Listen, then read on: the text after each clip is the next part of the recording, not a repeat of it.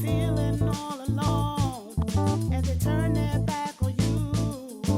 Call us to one call 4400. Call us to one call 4400. Call us to one 4400. Call us.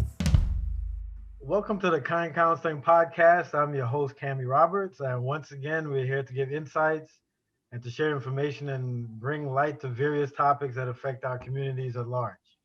Kind Counseling is a mental health practice that gives hope to the hopeless through mental health empowerment and spiritual insight.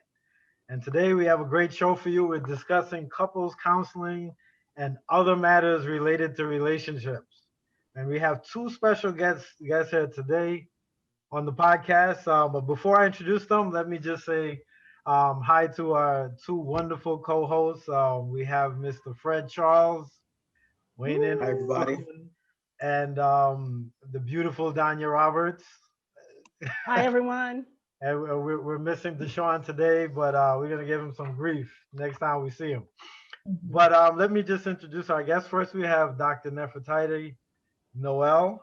Dr. Nowell began providing therapy in 1996 and has worked full-time in several local hospitals before deciding to work full-time in outpatient private practice. Though she works with many populations, she enjoys helping individuals with issues of trauma as well as working with couples.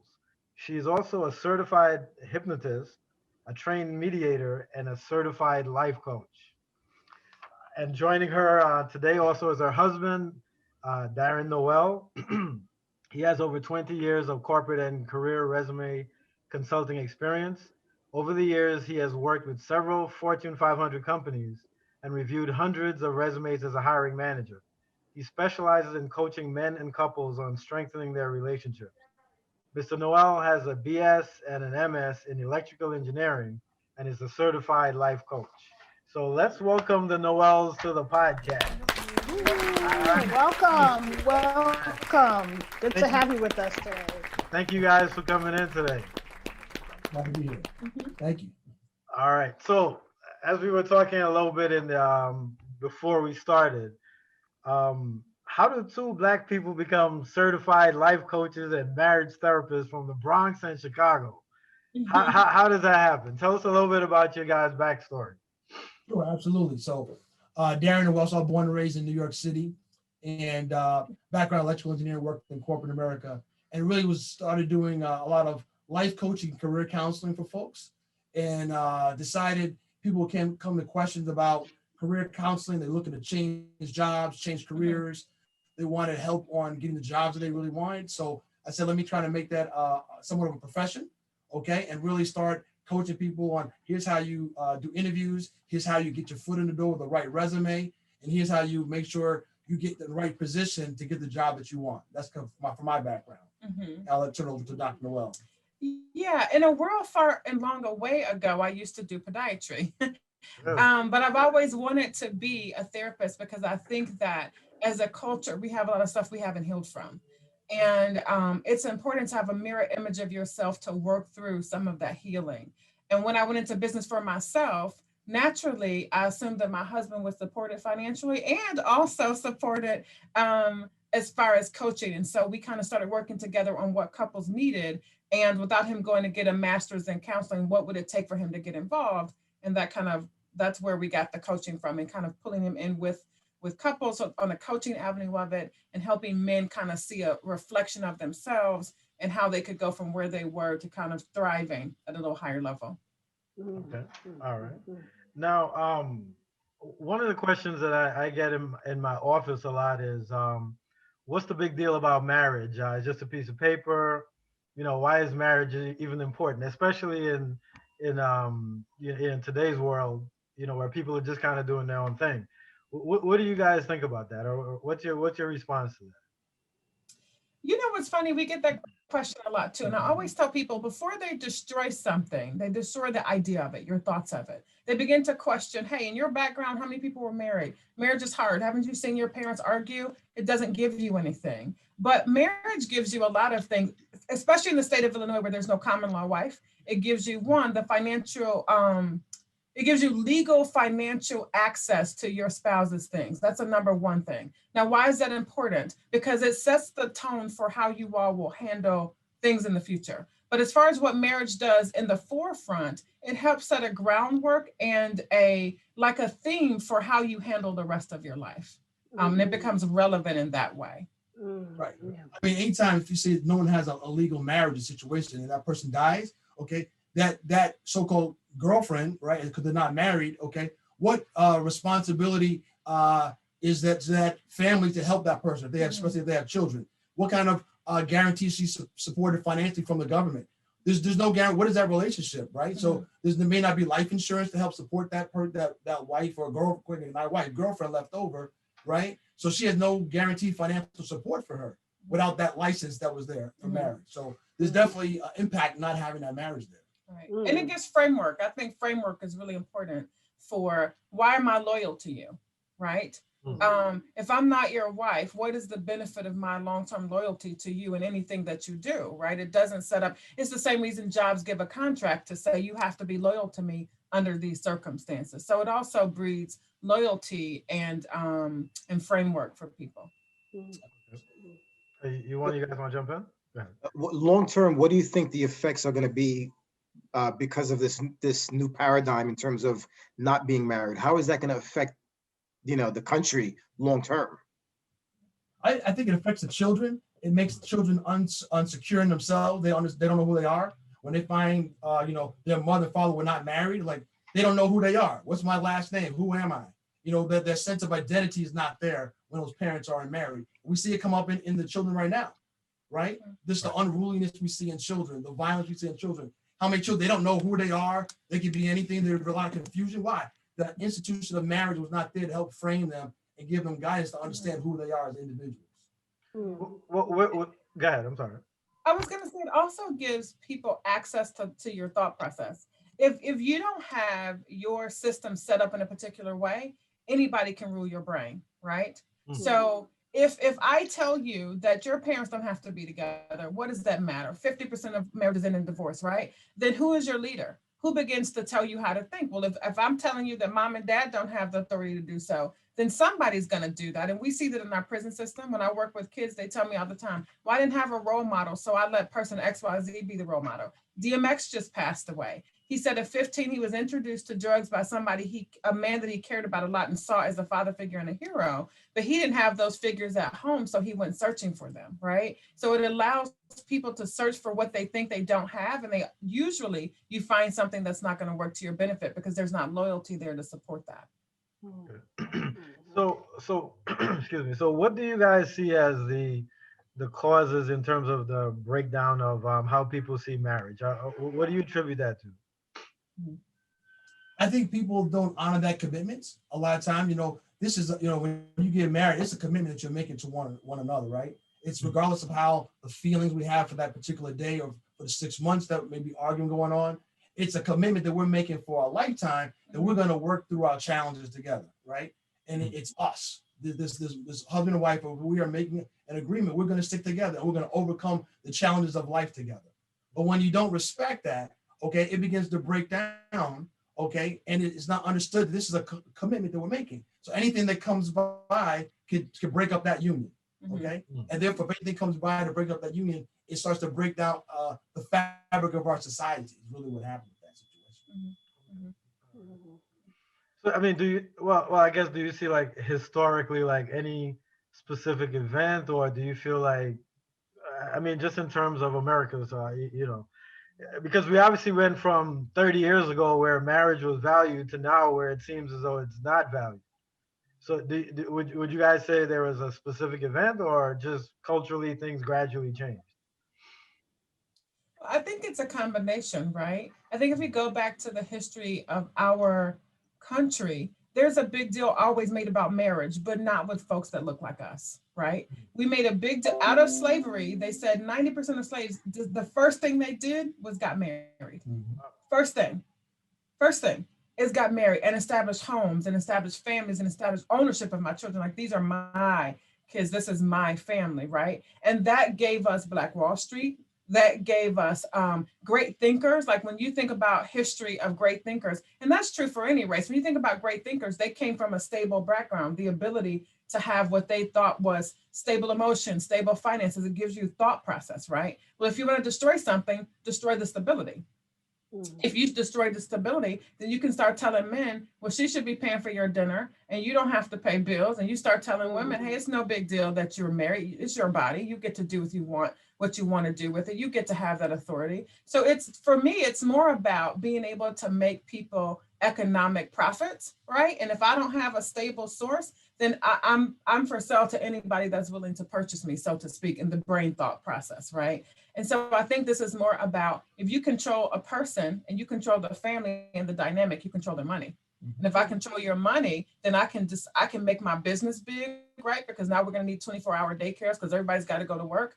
I'm gonna need DNA tests because nobody's getting married. So now DNA tests are like #1 on the market because, well, who are your relatives? I don't know. I never met my dad. Or so now all of the things that when a marriage falls apart and when communities fall apart, all of that becomes big business. Look at the prison system, how much money we make from inmates. Like getting out is not good for the economic prosperity of the system itself, right?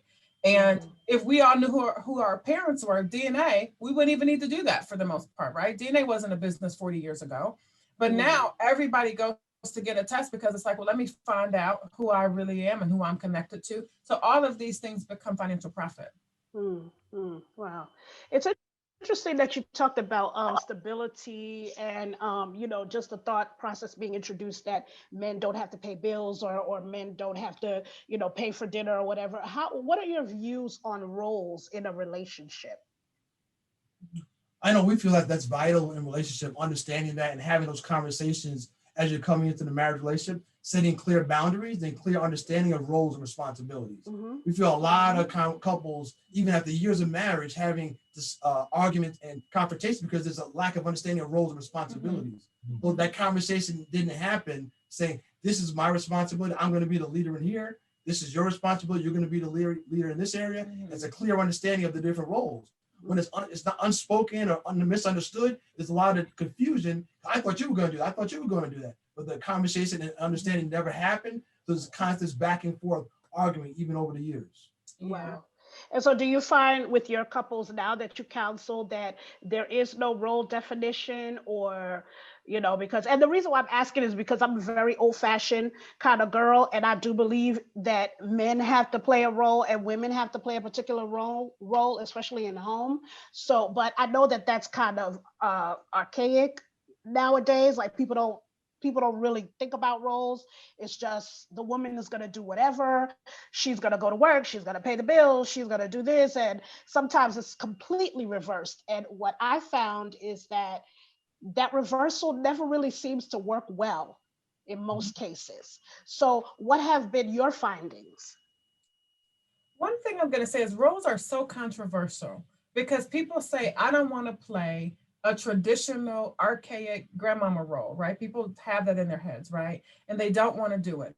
But I always challenge people that your grandmother was managed to stay married 75 years with those roles, right? You can't manage to stay together 15 minutes with your freedom, right? So one of the things we have to do, and I have seen some marriages work where the woman is the breadwinner, but the roles are clearly defined. Like, I'm going to do this, you're going to do that. And not everything has to be a challenge. I think without roles, everything's a challenge. Like, well, what are we going to have for dinner tonight? Well, what do you want tonight? Well, last night you decided I want to be vegan. I want to eat meat all night. See how you want to take me over. You don't let me think for myself. As opposed to just simply saying, hey, babe, for the most part, I don't care what we eat. I'm going to let you decide, but I'm going to manage these different things. It makes life easier to know what comes next, as opposed to everything having to be a conversation. And we know from men that conversations feel like arguments, right? So women, we like to conversate and talk it through. What do men tell me in marriage counseling? Every time we argue, every time we talk, it's an argument. And I'll have a wife say, well, just because we're talking, it doesn't make it an argument, but it does, because everything has to be a challenge and a vote. So for me, roles help define what the normalized day-to-day is going to be. And that couple gets to decide it. We really push couples to say, what is it that you want? Like your parents had a culture, like Darren's parents had a marriage culture. My parents had a marriage culture, but we had to decide on our own culture what that was going to be for us, right? And some of it is archaic. I don't think Darren's grocery shopped in 20 years. But I'm also going to tell you, I haven't paid a household bill in 20 years either. But we decided to define it that way. So I will grocery shop all day because I'm not going to pay the mortgage because we've decided that that's something he will do. But in some relationships, they say, let's do 50-50. And that works for people too, as long as they can agree that this is what we're going to do.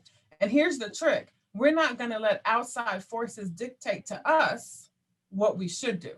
Right? Because most people, the marriage isn't the issue. It's that if I'm stunting with my neighbor, if I'm stunting with my grandma and I'm making her feel like, hey, he can't tell me what to do, then our agreements don't matter because I'm trying to please somebody else. We have to learn that if we agree on something, however crazy it looks to the world, it's our agreement and we have to support that for longevity.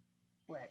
So let me ask you, how do you advise a couple that doesn't have, they don't come from families, where the parents are married? How do you advise them to now establish this new routine where, the rules are clearly defined, like you just mentioned? What do you say to them? What do you tell them? Yeah, what's your core value set? What are you all's core values together, right? Because me by myself, I'm very different than married to Darren self, if that makes sense. I'm much more fiscally responsible married to Darren. If I were single, I'm much easier to, like my mother's philosophy was, spend up all the money, you can't take it with you anyway, right? So I definitely have a hearty, healthy scooping of spend up all the money because you can't take it with you anyway, right? So I encourage couples that you might have gotten messages from 0 to whatever age you got married, but are you grown enough now to establish a core value set that works for your household? Right? Because if you adopt someone else's core value set, you end up like them. So like women that are never married and they go, you don't need a man to make you whole. A man doesn't have to tell me anything. I always ask women, but they're single for 50 years. Is that what you want? So if you listen to that information, then you too will be single. You too can have what Susie Snowflake has. You too can be single for 50 years and have to use a tool to satisfy yourself at night. Is that what you want to do? Is that how you want your life to be? So we have to go to core values and undoing those messages that we got, if that makes sense. We have to learn to undo. And some of the messages we got, even if we came from families that stayed married for 100 years, some of the messages were bad, right? So marriage doesn't mean you're not going to have bad messages, but you just have to learn to say, what are your core values and how do you manage this for yourself? Yeah, absolutely. Right. And I imagine that would probably be harder with someone who's been single for a longer time, right? To get them to relearn or to, because I kind of feel like if you've been single for a long time, you're kind of set in your ways. So you're not open to, adopting a different role, especially when it comes to a relationship. So I'm assuming that it would be harder for someone who's older as opposed to someone who's maybe in their 20s, haven't had a lot of singleness in their life. I think it's a mindset. If the person knows I'm making a switch from being single to married, and that's what they understand, that it's going to be easy for them, right? So they could be, let's say they're 35, but they know that marriage means I'm moving from a single to a married person, and the rules are going to change. They're willing to do that. It's not a big deal. But someone who's been in that mindset and they're not used to marriage, they don't understand marriage, that it's a compromise and you're changing your roles, then it's going to be a challenge. Okay. But also, I think we have to treat marriage like a corporate mindset in some sense, right? Like if you want this organization that you're developing to continue, then there's going to be some middle ground stuff that you've got to do. You got to come to the middle, whether you've been your own big business by yourself for 40 years or not. When you get together, you have to decide how to compromise so you both get what you want. So I think marriage is also about, what do I get out of it? And I actively know what I get out of my marriage, right? And so what do I get out of this marriage, right? And so people have to say, I'm willing to come to middle ground with you because I get something out of this that's positive for me long term. Okay. So now, what would you say are some of the biggest obstacles in the Black community that affect our ability to have successful marriages? You're listening to the Kind Counseling Podcast. Feel free to hit the like button and subscribe to our YouTube channel. Now back to the show. That's a good one. I'm going to tell you the number one thing is this. So this is not going to be a popular opinion. A lot of it is a strong Black woman routine. That I don't need you for anything. I can do it all by myself, which is such a programmed mindset that we were given to give us failure. So we don't ask for help. I can do it myself. I will get argumentative if you question something that I want or need or desire. And also seeing so many generations of women not have a husband, right? Or not have a long-term commitment. That's to me one of the biggest things that I've seen. I think the other thing that we're seeing in men that makes it really hard is Black women are not seen as the prize, right? So this isn't a prize. And it's interesting because, again, for me, this goes way back to programming from the 1600s, that you're not fully human. You haven't really made it until you have something else in your life bigger than you. And a lot of it is self-hate. We have to learn that we are enough as humans, and we can have great lives just because we breathe, not because you don't have to earn a great life. You deserve it just because you're breathing. So how do you go out and manage to get that without letting popular media or social media tell you what manhood is or what womanhood is, right? We've been prevented. Like, if you spank your kids, that's considered abuse. If you talk to your kids against popular culture beliefs, that's considered abuse. Like, so there's a lot of control over how we think and how we act. And I think we have to take our power back and say, I have a right to establish a strong family. I have a right to be a wife and be comfortable with that. Yes.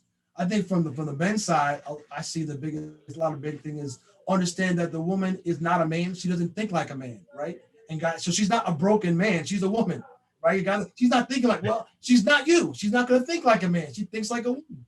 And you have to respect that and honor that, understand who she is and what she brings to the table. She's not going to think exactly like you. She thinks a different way. She's a woman. She's not a man. She's not a broken man, right? So you have to understand that and understand and appreciate who she is and all the gifts that she brings to the table. Yeah. I think it's so interesting that you said that about the strong Black woman. And like you said, it's not a popular opinion, but it resonates with me because I know for myself, I'm an alpha female. And Cammie is an alpha male. So so a lot of times, we bump heads, but there's always, even though I said, that I have traditional ideas about roles, but at the same time, I grew up in a 2-parent home and my mother was kind of like overly submissive to my dad. So somewhere in the back of my head, I was like, I'm not about to let no man tell me what to do at every turn, and I'm going to be able to make some decisions, because there were literally times when we would ask something of her, my sisters and I, and she would say, well, I'm okay with it, but ask your father. And if my father said no, that was it. Like, there was no discussion, there was no anything. And so somewhere in the back of my head, I kind of said to myself, it can't go that way for me. I'm going to have a little bit more of a say. So, but I think that if Black women are honest, we would say that that is a major issue as we relate to our men. But you made a very interesting point. Basically, what your parents were showing was unity, right? And as a culture, we're taught disunity, not unity.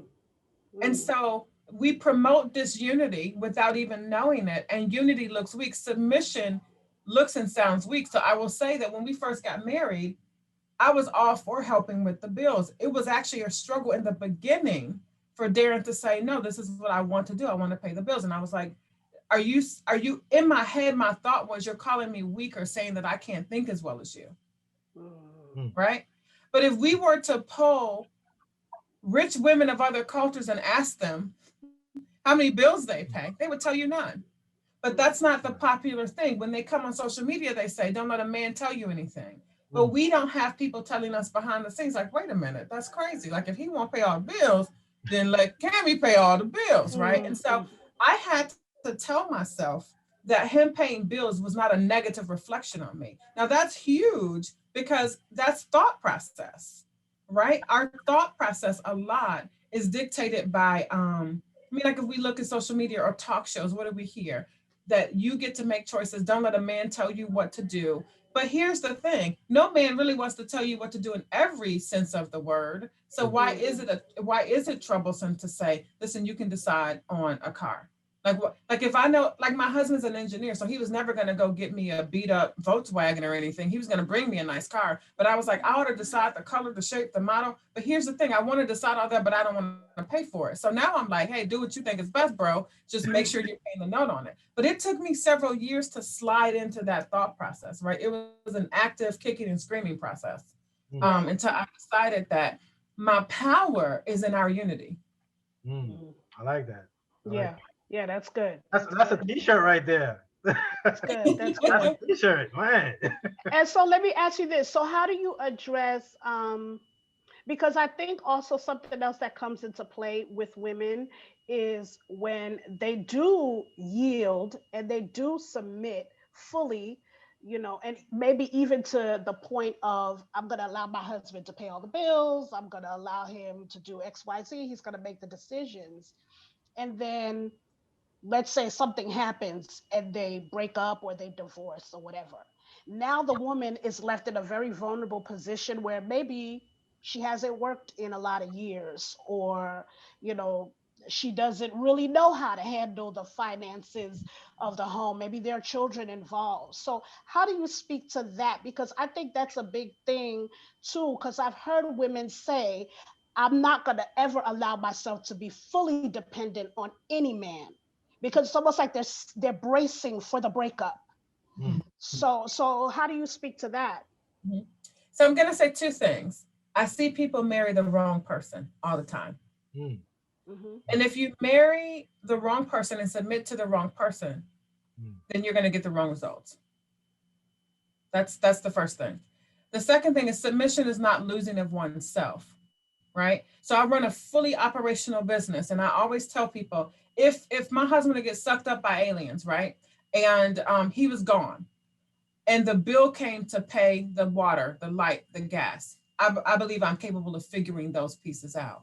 So I think what women have to learn to do is clearly define identity as well, right? So though he pays the bills, I do know who our mortgage is through. I do, like, keeping yourself abreast of those realities too, right? So not your grandma's submission where it's like, I don't care what happens as long as everything gets paid, right? More so like, hey, I'm on your team. You're the president of the team and I'll vice president you all the way, right? So I'm assuming that as vice president, I'm like, hey, what's going on here, here, and here? Oh, it's good. All right, let me know next month if you need me for something. So also not just releasing everything, but saying, hey, I'm gonna let you have my power in this scenario, but I still reserve the right to find out what's going on with things, if that makes sense, right? Yeah. So we do have financial rules. Like, I'm not gonna go out and give, like, just because I don't pay bills at the house, I wouldn't just give 30 grand to my mom to start a farm or something like that. Like, we still understand what's happening. And I think far too often we just want to give up power and relinquish everything about it.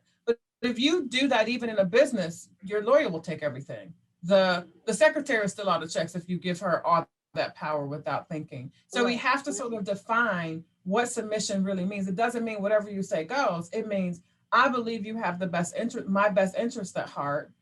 Same thing for him. He doesn't know what I'm doing for groceries, but I get nothing but organic meat. Not, we have those kind of things going on. And so he could just let me fry chicken all night and eat wingdings. But we have to have some agreements on what we think that behavior should look like. Absolutely. Mm-hmm. So I said, my wife has a PhD. If something would happen to me, she can figure out if the bill comes to pay it. She's smarter than me. Right. Figure that out. Right? Absolutely. This is not a child, right? In a situation, this is a fully grown, functional woman. She can figure it out, right? But I do understand what Dania is saying, because a lot of people don't come from an academic background, right? They come from, your postal worker, you just doing your everyday labor to make ends meet. And if he say he's gonna cover it, then get it and I'll figure out later. But then that speaks to a scarcity mindset, that someone's already coming from scarcity when they get to the point that I'll just relinquish and let you handle everything. Right. You've already been in a position of scarcity, if that makes sense, right? Yes. And so I think that goes back to families not being established how they should be. And we don't normally pass on money to our families when somebody passes. Folks like us pass over bills, right? And so one of the things I'm so excited about is when my grandfather passed, he left my grandmother, who had never worked, by the way, and raised the kids at home. He left her set up financially and helped her be financially literate. So I think that's a piece that we have to learn as a culture too. Be financially literate, understand know what Cash App is, know what Zelle is, know if your bills are coming out automatically, or if you're writing checks to do that. Understand what's happening in your framework, right? And to me, that's more of a mindset. Again, we're taught, work hard, keep your head down, push real hard, buy hair weave because that'll make you more beautiful. Like, our money goes to so many different things that we don't really look at. Where's our wealth going, right? And so a billionaire mindset is about, hey, he may be paying all the bills, but I know where my wealth is going. right? And so I think we also have to be accountable for, are we fully engaged in our financial relationship? I mean, if you go down even more than that, there needs to be conversations again. Here where the important, here's where the life insurance is. We have life insurance. Here's where the papers are at. Here's where all the important documents are. Here's where the car notes are at. So if something does happen, she is fully prepared, right? So it's not like, what's going on? We don't have that. No, Right. Right. You fully know what's going on. It's been provided for. Okay. Things are the I's are dotted, T's are crossed. Here's where you know what it is. If something happens, here's what to do. And it's already laid out for everybody. So there's a plan for these situations. It sounds like you guys are just saying that it's a matter of trust and planning, right? So what percentage of your clients exhibit lack of trust in the relationship or lack of planning? I mean, is that a significant issue that you're finding with the people that you counsel? That's 100%. I would say people come in with either a lack of trust that may or may not be caused by their spouse, right? We all come to relationships with baggage, right? Maybe you couldn't trust your family to be financially stable. So it's hard, you're hard pressed to believe that Bobo or Buckwheat can be financially stable too, right? And then planning, when most people, so like my friend was reminding me, we were talking about degrees and finance, and I said, a lot of Black people are doing really well. So she said, check your circle. She's like, your circle is surgeons, this, that, and the other. She was like, if you're not checking your circle, you're just looking at the old neighborhood, people are struggling every day to pay bills and to eat. So they don't have time to get financially literate. If you're trying to figure out, if I pay this light bill, will my gas stay on, right? So I think we also have to sit down and talk about, how do we get educated on planning for future? How do we stop thinking that I got to floss for me to look good, as opposed to, can I pay my bills every day? And can we then thrive? Like if we look at our family circle, how many people are just paying bills every day? They don't even have a chance to thrive, right? So it's hard to trust that you can do that with a partner if if neither one of you have ever pulled it off individually, and you've never seen your parents pull it off individually. It's hard to trust that someone else can do that with you. So let me ask you guys, as couples therapists, what do you guys do to secure your own marriage? What do you guys do? For us, a key thing we teach couples is date night, right? We're a firm believer in date night, taking that one day a week at least, for you guys to come together, spend time together without the kids, okay? And you can have that connection. A lot of times we don't have the connection, you're not on the same wavelength of mindset. You're not talking about, hey, what's going on in my world, my work world, my business world, what's going on there? What's going on for me emotionally? How am I feeling about a sick parent? How am I feeling about that? And not communicating that with your spouse. So you're not connected, you're not understanding why he or she may be a little bit tense this week or a little bit sad this week, right? So you need to take that time to have that connection. So we're definitely a big advocate for ourselves and other couples having a date night every single week. Wow.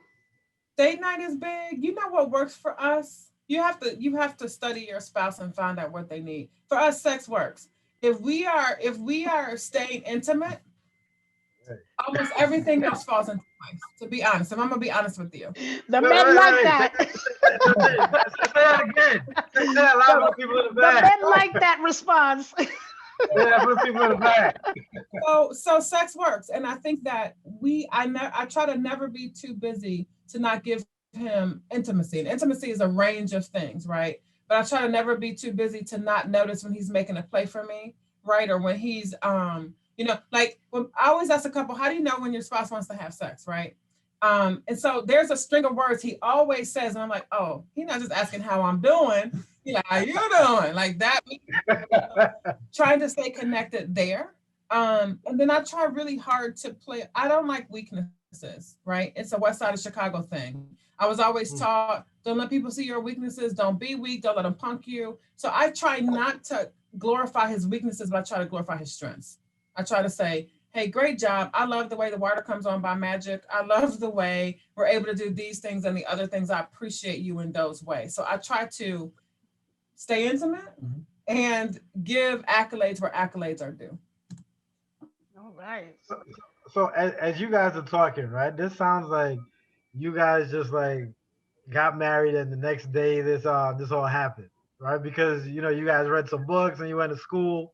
So I like to tell people that it's an adjustment process. This takes time, right? So would you guys say that you just jump right in and this happened, or this? It Yeah. took time. Yeah, it's a process, right? It's a learning process. You really have two individuals trying to come together and become a new creation, right? This new household come together as one. It takes time, it takes adjustment to understand your wife, understand your husband, understanding what they care about, what their passions are, what their dislikes are, and creating this new culture of your household. That does take time, right? There's give and take in between in that. So it definitely takes conversation. It takes negotiation. It takes give and take. It definitely takes time. Okay. And, I think and may it's I ask how many years you guys have been married? This year will be 24 years. Oh, okay. All right. So you guys figured that part out, what, like the 5th year in, the 10th year in? like 2, Yeah, right, too. Nope. maybe 2 years. I will tell you this though, it took me a full year, and this I want to give women hope. I'm super close to family. It took me a whole year to remove my family from my top tier and put my husband in the top tier. I had to make a conscious, because I would like, what should I eat for dinner? Ma, what you think we should have for dinner? Darren would say, what side of town we gonna live on? Hey Ma, what side of town you think we're gonna live on? Right? It took me a full year to say, and just for couples too, the first year of marriage, I think, is the roughest year of your life, by the way. The first year of marriage, we were like, man, I remember having arguments that would be so heated. I said, man, we out here, these people probably think we're crazy. Like we're both alphas. So like you come for me, I come for you. You want to say something about my mama? I know something about your mama too. You want to do? So we would be that way. And it took a full year for me to say, I said yes to you, right? So why are we constantly in? And we're both competitive. This dude here, wow, we would have fights and he'd just be trying to win. I'd be like, oh, me too, right? And so it took a year of me saying, if I said yes, then I have to act as such. Right. And that's a whole shift. I had single friends. I had to shift from my single friends, which was hard. They were fun to be with. And so when you shift from single girls to married women, it's like, man, they talking about recipes. Like, man, I'm not interested in like no turkey recipe, right? I want to know what the next vlog gonna be. What's the next food? So it took a full year or two for us to do that. And I think we still work on communication. I think that's one thing that surprised me. You're never done, right? You're never done. I'm still finding new things about her. She's finding new things about me. It's constant work. It's constantly working on yourself. Okay, so I can be the best man that I can be.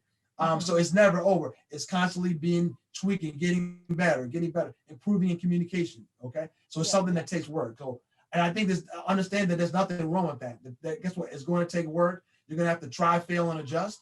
Okay, and that's part of the process. And understanding that that's okay. All couples go through that. So be prepared for that. As I think about the friends that my wife and I have, a lot of our friends happen to be married. Does that play a significant role in the success of couples that you counsel, like who they surround themselves with? Yeah. I would say really, your circle has to mirror you in some way. So if marriage is important, your circle has to include some married people so that if you reach a rough patch, they won't be telling you, girl, get your single papers, have a hen party, get on out of there, right? A married woman may say to you, hey, it's just a bad night. Don't let one bad night ruin everything that you have. And so I think it does, because you look around and they're able to give you some support in ways that single women are like, I would not ever let a man tell me what to do. Where married women might say, like Dania just said, hey, I used to feel that way, but now I'm able to work past it. So I think it's really huge that they have married friends. But let me also say this, married friends of different ages, right? We had to have a couple of couples that were older than us, because sometimes when you're fresh at marriage, you haven't yet figured out that you may not always like your spouse, right? And so my grandmother was a big support. I would be like, so I'm thinking about slitting his throat and moving. So what are your thoughts? And she would be like, well, I was going to kill granddaddy back in 56, but here's what happened for me. So she was able to tell me, hey, you're going to be okay through this. And just because you're married doesn't mean you lose your brain or your own desires, right? Like, and you need other married people to say that to you. And it was a big deal on the guys, right? they're going to go hang out with some friends. And when you have a married guy go hang out with a single guy, they're going to hang out with all the single people, hang out, right? And then something happens, right? Like, well, why are you in that environment with all the single people, right? You're a married man, right? So if you have married friends, you're going to go where married people are. People who are married, have kids. Okay, it's a family environment. I see people making that mistake. They're going hanging out where the single things hang out, where all the parties going on. But everybody there is single and doing single activities, right? If you're a married person, you're setting yourself up. So you got to be careful and watch yourself, like you mentioned, having people who are married and being in the right mindset. So they're thinking about marriage and family, where single people, and that's the right. If you're single, it's okay to have those mindsets. Hey, you're single, do what you need to do. I always tell people this, and I always liken it to anything. Do you think Bill Gates' best friends are impoverished people? No. Couldn't be. Couldn't be. Good point. When Kobe Bryant passed away, who spoke on the stage? Rich, top of the game basketball players. Not only, but that's the bulk of his group, right? If I go to LeBron James' house, is he going to be hanging with the local single drug dealer? Probably not. He's going to be hanging with somebody that's saying, hey, I'm thinking about buying a team. I'm thinking about buying a school, right? When I hang out with friends, most of my friends are similar to me financially, similar to me academically, right? Because when I have a conversation, I want to be able to talk on a particular level, if that makes sense. So who you are, I used to hate for my mother to say this, like, I don't like that little fast tail girl, she's bad news, right? I didn't like it. But the fast tail girl is still fast tail today, right? So slowing down a little bit because we're older, but she's still who she was. And her friendship group shows it. So if I go to a reunion, I smile at her, we have a great time, but we have nothing in common to draw us back to our strengths, right? So I tend to hang with business people. I tend to hang with married people. I tend to hang with people that are on their way to do something. And so who you hang with will reflect into your decisions, because if you're hanging out with 5 rich people, you'll be the 6th rich guy. If you're hanging out with 5 death row people, the 6th guy is probably going to end up being the lookout. You ever ask yourself, why is the lookout guy always getting caught? Because he's the one that hasn't decided if I want to fully commit to this bad life or do I want to go that way. So he's caught first because these other guys know, well, he's either going to be one of us or be one of those. And so he goes that way. So we have to choose friendships that reflect where we want to be in life. That's good. That's good. By the way, Cammie and Dania happen to be the older couple we look up to. Yay. Oh my Yeah. goodness. There you go. Yep. Go ahead. So I was just going to ask, I don't know if Carrie had any more questions, but so speaking of hanging with people that are going somewhere, I wanted to pick you guys' brain a little bit, because as I shared earlier, I just became a life coach. I don't know if Fred knows this. So I just became a certified life coach, and I've always been an old soul. Yay! I've always been a very old soul, and I've always been that friend in the group that people talk to. I can go on a job and people open up to me immediately. Sometimes too much. Like, I don't even want to know all that business right away.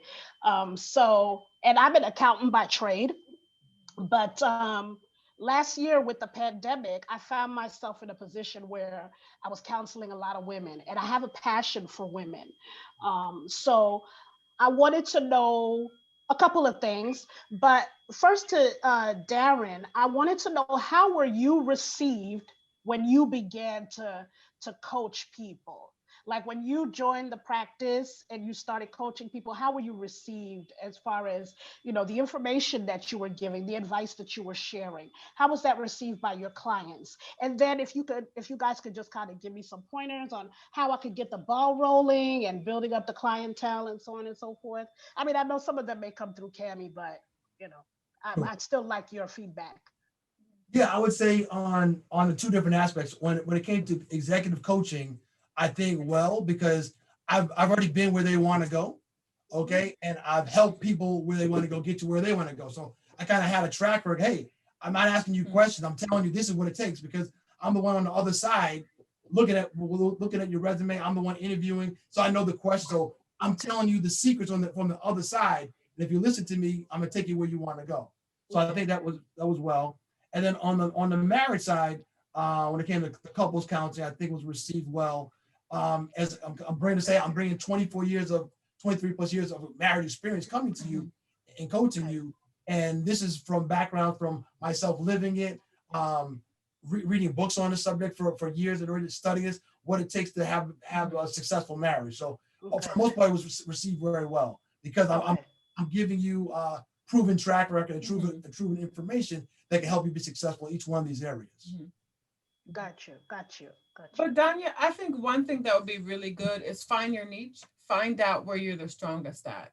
Is it women? Is it women in money? Right? Like it happened to be for Darren, it was because he's an engineer, it's business, right?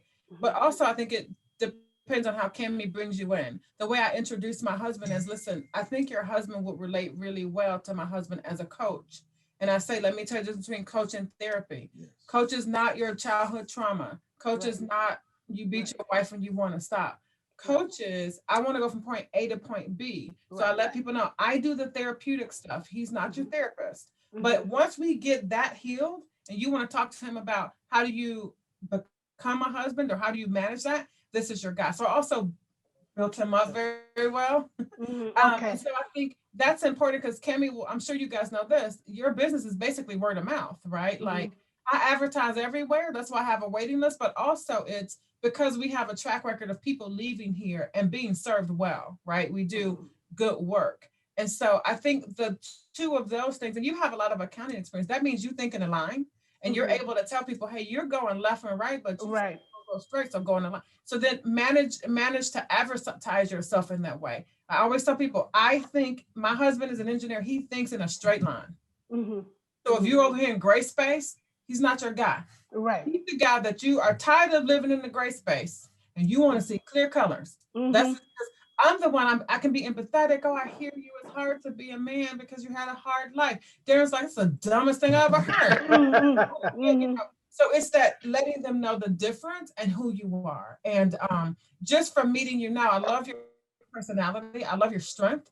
And I think it's needed. So if you operate in your strength, your gift's going to make a way for you. People are going to be clamoring to get to you because of your gift and who you are. Right. Thank and you. That's powerful. Thank you. You're helping me today. Thank you so much. I did want to ask you guys, because most couples that I find that come in to see me, they're usually like ready to fall off a cliff, hanging onto like a branch, Then they come and say, "We want you to fix it in like 3 weeks," right? So, how rather than waiting to get to that point, what would you say is a good time for couples to go and get counseling?